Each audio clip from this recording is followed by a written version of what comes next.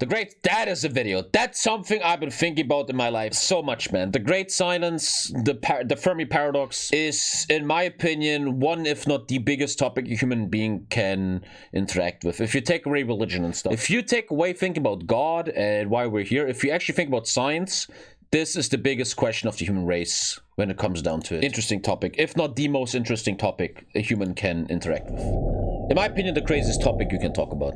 In 1967, a postgraduate student at Cambridge University by the name of Jocelyn Burnell was surveying the sky with a newly constructed radio telescope. After a few weeks, she discovered something odd. The telescope had picked up a radio signal that seemed to be pulsating. The pulses had an interval of exactly 1.33 seconds and were initially thought to be nothing more than man-made interference. I think there's a movie based on her called Contact, one of the best movies ever. Check if you have never seen Contact, man. What an intelligent movie. This movie is 2 million IQ. What a movie, man. However, it soon became clear the signal did in fact emanate from deep space, and the unwavering precision of the pulses was unlike anything seen before. As such, many questioned whether it was a naturally occurring phenomenon or a transmission from another civilization. The radio source was even named LGM-1, an acronym for Little Green Men, and Burnell herself could not help but wonder if she'd actually... Dude, imagine you're her and you sit in that fucking room in the 60s and you're like, holy shit. I read a lot about this. There has never been any proven signal that could lead back to aliens, so they're all kind of disproven. But imagine you sit in that room, bro, and you're like, whoa. Like, discovered the first sign of for life a little while there, you're gonna feel like, geez. It was a pulsar, yeah. I didn't know that, but I knew that there's not a single signal that has ever been traced back to aliens yet. It didn't take long for natural explanations to emerge, and we now know these pulsating signals to be produced by rapidly rotating neutron stars. Isn't that still epic, though? You're sitting in an office in the USA, and you hear a pulsating star. Isn't that... Dude, that shit blows my... Wow, that's so cool, man. As pulsars that emit beams of radio. I would be so nerdy about this. If someone would gift me a CD with just 8 hours of a pulsar, I would think that would be a great gift. You have a literal sound of a real life star out there, man. I think that is the most interesting stuff. I'm such a nerd for that stuff. That is so cool, bro. Radiation akin to the beams of light emitted that by is so lighthouse. Cool. If nothing else, it made for a neat album cover. Ever since, an international effort known as the Search for Extraterrestrial Intelligence has actively been listening for artificial transmissions, but so far we... And I'm so excited. They just... isn't this month? They're shooting up a new telescope. For many, many decades now, the human race has been working with the Hubble telescope, the main telescope to get a lot of pictures out of the universe. I think this month, the human race is sending up the new James Webb telescope, which is much, much better than the Hubble telescope, which is gonna do... is one of the biggest things in our lifetime. I know a lot of people don't care because they care more about OnlyFans and shit, but that telescope is gonna show unbelievable things that will blow our minds in the next decades, man. Humanity has been leaking radio signals into space for the better part of a century, so any eavesdropping aliens within about 100 light years could potentially be alerted to our presence. If most civilizations improve and eventually outgrow radio technology at a similar pace, the radio signature of any one civilization may only be detectable for a very brief period of time. Furthermore, you have to always sit there and collect everything. Extremely faint. Where a very big point of finding aliens is going to be AI. Once AI is so good that it can monitor every single signal incoming and can filter them without any human and shit, once the AI is very, very good there, they're going to have a much bigger chance of finding anything out there. And more diffused they don't fucking miss anything. Some of the most powerful signals to leak into space are military radar emissions, and stand a much better chance of detection across interstellar distances than the average television broadcast. If the air doesn't Square Kilometre Array, a vast interferometer to be constructed in South Africa and Australia, look at that, man. could be sensitive enough to detect a faint radio signature of an Earth-like civilization out to a distance of several... Dude, imagine, I think about this so much in my life. Imagine tomorrow you wake up and in the TV say they found a signal. The biggest news ever But then I feel like, what will change? They're too far away. Nothing's gonna happen in your lifetime. Wouldn't that be the saddest thing? And they're like, we found the signal. We found it. But the problem is they're so far away, we can't interact with them. And in your lifetime, like another 60, 70 years, you're gonna see nothing of it. Yeah, they're out there, but yeah, what are we gonna do about it? 100 That's kind of how real life works. To detect more distant signals would require more deliberate attempts at communication. For instance, an advanced civilization may construct powerful beacons, but knowing we're not alone will be insane, man. Biggest news is when mega campaign is back. Where is the mega campaign, Dommy? In 1974, the Arecibo Observatory in Puerto Rico famously beamed an interstellar message towards a globular cluster some 25,000 light-years distant. The message took less than 3 minutes to transmit, so any prospecting aliens in the path of that signal would have less than 3 minutes to detect. Oh, I'm sorry, I should listen more. The message is less than 3 minutes, and that's that wave crossing you. So if you're a planet and it's crossing you, you have like 2 minutes 30 to check and it. they will never get a second chance. But wouldn't an intelligent race make a really long message when in 1977 a momentary burst of energy swept across the planet. Repeated attempts at redetection notwithstanding, the famous WOW signal was never detected again, and its origin has never been conclusively ascertained. Wow. On the slim chance that it was of artificial origin, a reply was beamed in a general direction whence it came in 2012. That is so crazy, man. I always wanted to be one of these guys. I literally below my desk is astronomy books. I wanted to always study that and be one of these people, but then I realized I'm too dumb. Mathematics and physics too much for me, man. But I think these people are complete heroes. The people that do this. In a galaxy as old and vast as the Milky Way, the probability of two civilizations stumbling upon one another by briefly screaming in random directions is not great. To increase our chances, we need to limit our selection of targets by searching for other technological and biological signatures. In 1995, the first extrasolar planet orbiting a sun-like star was discovered. Listen, because you played 2 hours of fucking Stellaris, you're not a fucking genius in astrophysics, you monkey. We now know that the vast majority of the hundreds of billions of stars in the Milky Way galaxy are home to at least one planet. We also know that billions of those planets are of similar size to the Earth and orbit within the habitable zone of a star similar to the Sun. This means that liquid water could exist on the surface, which is an essential ingredient for life as we know it. Furthermore, billions of extrasolar moons may also be capable of supporting life. With this knowledge in mind, in 2017 a message was beamed towards one of the least distant and most Earth-like exoplanets discovered to date. The message comprised a number of musical compositions and basic information about humankind, and should the planet be... Are you dumb? Don't tell them where we are! What the fuck, traitors! ...habited, we could expect a reply as early as 2044. Here's a quick preview of that future. However, habitability is no guarantee of habitation. To determine whether a potentially life-supporting planet is currently supporting life would require a more careful examination. For instance, by analyzing the starlight passing through the atmosphere of an exoplanet, it is possible to deduce its chemical...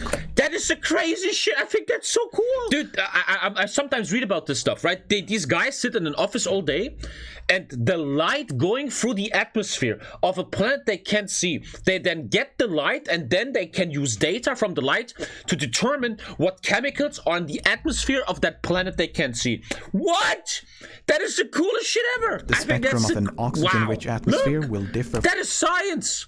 That is so high IQ, man. That's like me playing Japan. From that of, say, a hydrogen-rich atmosphere. I have so much respect for this, man. That makes me feel so dumb. Organisms are responsible for the large quantities of oxygen on Earth. An exoplanetary atmosphere with a similar concentration of oxygen could be taken as a sign of life. This is known as a biosignature. But it's far from definitive, as oxygen could also be the result of various abiogenic processes. And once again, I was reading this article years ago. Imagine AI will do this. It's scanning the chemicals of every fucking exoplanet in range and does that data in seconds, man. AI is going to be a big step in this stuff. Pollution, and thus artificially induced climate change could serve as the universal sign of unintelligent life. In addition to biosignatures, we may be able to detect signs of technology. For instance, an exoplanet surrounded by a dense orbital belt of artificial satellites or space debris could be detected during transit of its parent star. This would be an example of a technosignature. Technosignature. A more extreme example would be a megastructure. I remember, you guys remember that some years ago, there was an article that astronomers have looked at a star. I remember that article years ago, 4 years ago, right? There was a star, and occasionally it would go dark. Wrong. Wrong. And they were all thinking, wait, is this a megastructure? Did we find it? But then they proved something. It was like a massive fucking moon or planet or some shit. But for like some months, they were like, whoa, wait, what? What the fuck? What? Is that a megastructure? In more recent years, this discussion has been dominated by a peculiar star some 1500 light-years distant. That's the one. The star exhibits erratic light fluctuations and occasionally dim by as much as 22%. And so one hypothesis is that an alien megastructure is blocking the light from the star. While evidence of astro-engineering is still within the realm of possibility, the dimming is now thought to be caused by nothing more than dust. The existence of circumstellar megastructures was popularized by theoretical physicist Fermi Dyson back in 1960 as a potential means for advanced civilizations to harness the energy of their parent star, commonly known as the Dyson sphere or Dyson swarm. According to the Kardashev scale, a method of measuring a civilization's energy consumption proposed by astrophysicist Nikolai Kardashev in 1964, a Dyson sphere would be indicative of a Type 2 That's not even the highest level of civilization, A Type 1 civilization could harness the energy of its home planet. A Type 2 civilization could I remember this, and we're like kind of here. This is where we are. Harness the energy of its parent star. And number 3 is the universe. A Type 3 civilization could harness the total energy output of an entire galaxy. Bruh. Extensive surveys of billions of stars notwithstanding, like there is no reliable evidence of a Type 2 nor Type 3 civilization in the Milky Way galaxy. Goddamn, after surveying 100,000 nearby galaxies for signs of a... Isn't that insane? You have a telescope that sees a galaxy. And look, to us it looks like some weird fucking disease, right? This is a galaxy with billions of fucking stars. Doesn't that blow your brains out? This is a real galaxy that exists out there. And you're telling me that all of this doesn't have life in it? That is so crazy. I will never forget, I cried like a bitch. Hubble Deep Field. Most famous picture Hubble has ever made. This picture has blown the mind of the human race because this is not stars, this is galaxies. Each and every single one of these is a fucking galaxy, and it's only like 1% of the fucking whole sky. The great silence of the universe can be a bit unnerving. Humanity is now on the verge of detecting biosignatures on extrasolar planets, but Earth has been radiating detectable biosignatures for billions of years. Yet, as far as we can tell, it's failed to attract the attention of any alien astronomers. Extraterrestrial life is known as the Fermi Paradox. Given the sheer size and age of the universe, why does it appear to be so lifeless? It is possible to concoct a myriad of hypothetical solutions. Perhaps life is common, while intelligent life is exceedingly rare. After all, it took some 4 billion years of evolution and a number of mass extinctions before humans emerged on Earth. Our Earth hypothesis suggests that complex life on Earth is the result of an improbable chain of events, unlikely to occur more than once. Perhaps there exists a barrier, either improbable or impossible for life to overcome. If the barrier is behind us, we may be among the fortunate few to have crossed it. Potential candidates include the emergence of multicellular organisms and the invention of nuclear weapons. If the barrier is still to come, we may soon join the cosmological graveyard of fallen civilizations. Okay, Lisa. Potential candidates include unsustainable climate change, and perhaps we severely underestimate how truly alien aliens can be. True. All life on Earth is carbon-based and rely on water, but life could hypothetically be silicon-based and thrive in oceans of liquid ammonia. Just as we search for life as we know it, yeah, guys, tell me what you want me to do. I'm totally listening. Perhaps an advanced civilization did in fact pay us a visit in the distant past, unless some sort of evidence of that visitation survived for millions or billions of years. We'd never know.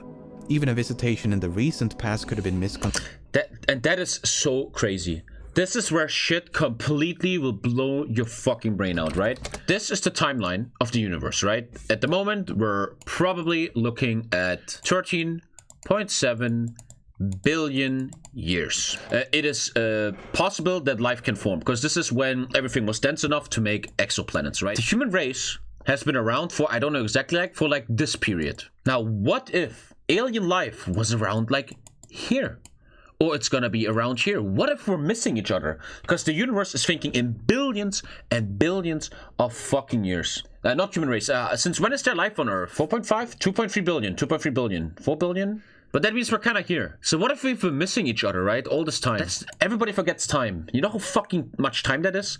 The human race is technology advanced for what? 200 years? What the fuck is 200 years in this fucking time span, bro? It's fucking nothing. What if aliens came when the dinosaurs were around and they're like, yeah, this planet is kind of trash. Let's come back in like 2 million years. You have to always think about the factor of time when you talk about the universe and everything about it. Perhaps all civilizations inevitably develop technology that transcend physical reality. For instance, reality could be rendered obsolete by hyper-realistic simulations. By transferring one's consciousness into these virtual wonderlands, one could achieve digital immortality. The happenstance offerings of nature would struggle to compete with the promise of utopia. True. Throughout the galaxy, pockets of advanced civilizations may occupy no more than a few stars. If one day they offered you a perfect simulation, how many will take it? Let's be fucking real. Futurist John Smart takes it a step further and supposes this introverted evolution will progressively miniaturize computers until they are so intensely compressed that they generate an environment analogous to black holes. These post-biological civilizations would thus transcend the space-time continuum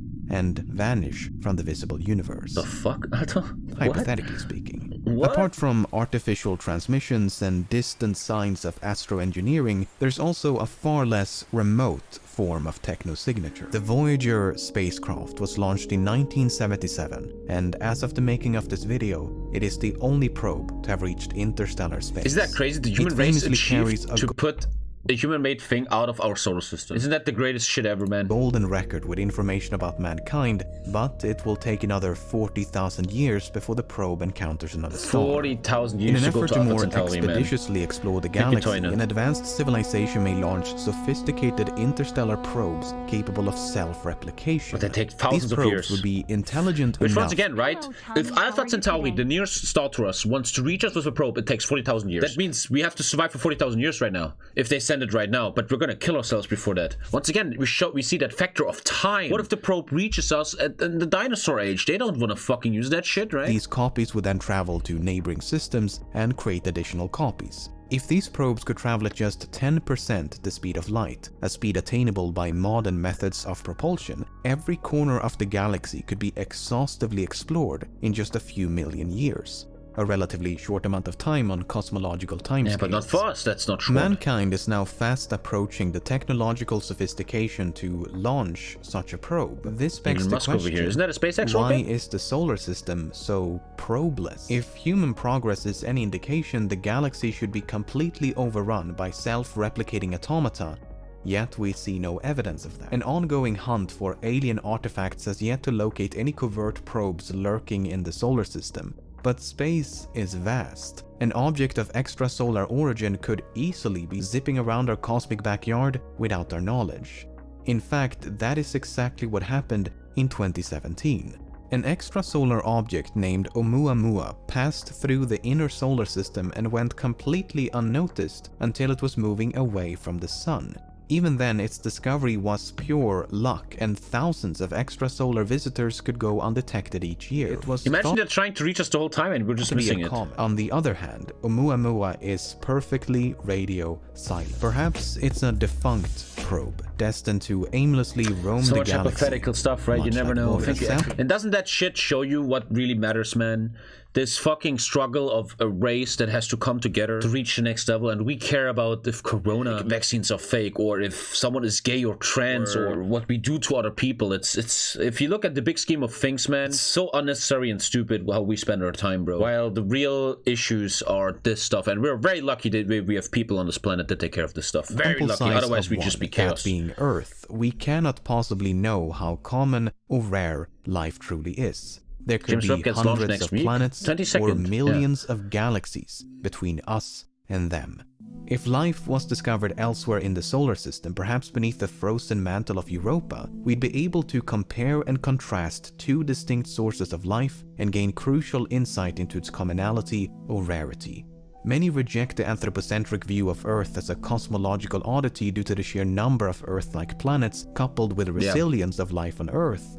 But the truth is, we don't know. We don't know. And what makes me scared sometimes is, and I'm obviously an idiot that does no shit, there's one theory inside the Fermi Paradox that will explain everything, and that is the simulation theory. All these questions, why is there no one out there? Why that? Why this? Come to the conclusion that we live inside a simulation, it makes all sense. Oh, if billions of planets the simulation theory can answer a lot of these questions. To rise more than once. We don't know the prerequisites for abiogenesis, the transition from non-life to life. But to conclude that we are alone in the face of all this ignorance is more than a bit presumptuous. The extent of our search for extraterrestrial intelligence has been compared to searching a glass of water for evidence of fish in all of Earth's oceans. Space is unimaginably vast, and we have barely begun to scratch the surface. There are so many untapped avenues. Isn't it the saddest thing ever to know that one day you will die and you will not know the answer? You will not know. We don't know, but for detecting signs isn't of that life, the most that if melancholic we just thought? turned that telescope a bit to the left, made it a bit larger, and listened to a slightly different range of frequencies, perhaps the universe wouldn't be so silent. And think about it, right? 100 years ago, people wouldn't know about TVs, mobile phones, penicillin, stuff like that. Imagine 100 years from now, 1,000 years from now, they're gonna have knowledge that we are so far away from having right now. Certain knowledge and discoveries are gonna be so normal for them that we're so far gone from us. And it's sad to think we will never see it. Well, we guys, we still have like 80 years, you and me. I have this new theory, right, that I genuinely believe this. Imagine, right, we get the message, hey, aliens are about to land. They just entered the solar system. We can track them. They're coming. They're gonna land. I reached a point where I would welcome them. If they just come to kill us, well, we're fucked anyway, right? Nothing you can do, it's over. But if they come to maybe guide us or help a bit, here's the point. We reach the point. Listen to this. Listen to this mind game. Aliens are landing, and they're saying, hello, human friends. Listen, man, we kind of been looking at you guys. You guys are kind of fucking up. Your society kind of sucks. You guys are killing the planet. How about we give you some help? Who would you rather follow? Your leaders, Xi Jinping, Putin, Merkel, Trump? Or you would follow that fucking alien? How many people in this experiment would rather listen to the aliens? Because alhamdulillah, I think I fucking would, man. You can't get more fucked than it's already happening anyway, you know? That's the point we reached on this planet. Millions, if not billions, will join the aliens and be like, hey, you take care of us, man. We're listening, bro. I'm a Xenos trader. I'm a gene stealer. Even if you think the aliens are trying to corrupt us, that's what politics do. Capitalism, the Western world, it's all about corrupting you. It's all about putting commercials on your phone. They're fucking listening right now. I say bomb, bomb, bomb on a fucking list. What are you thinking? If the CIA takes all your shit, all the aliens do, man. Belonging to a group of German Tommy film students, which led some to denounce the clip as an attempted hoax. Even those who believed it could be genuine still complained that it was a totally uninspiring video. That's a good one, man.